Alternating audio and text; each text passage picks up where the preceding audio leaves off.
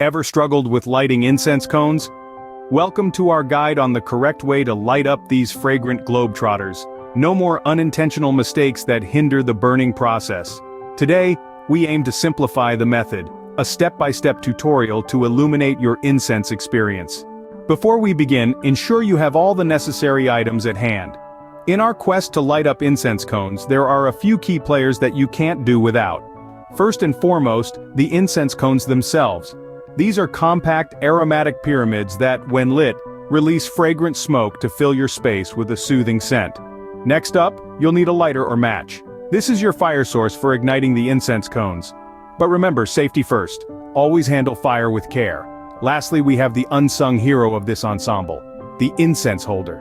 This is where the magic happens. Your holder should be safe, non-flammable, and ideally designed to catch any ash that falls from the incense cone.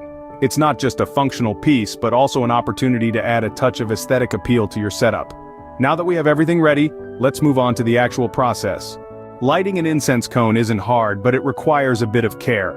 Now let's delve into the step-by-step process to ensure you get it right every time. First things first, place the incense cone in its holder.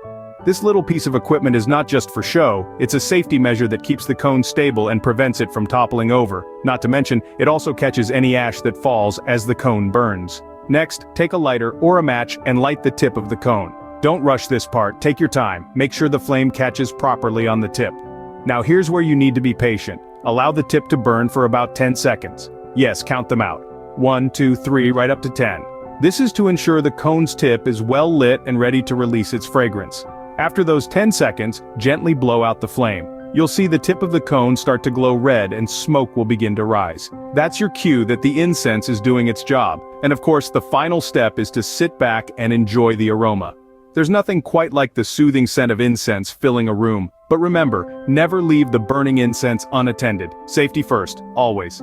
And there you have it. You've successfully lit an incense cone. Now you're all set to enjoy the calming and aromatic world of incense cones. Happy burning. So, to quickly run through what we've learned today, it's crucial to have the right tools.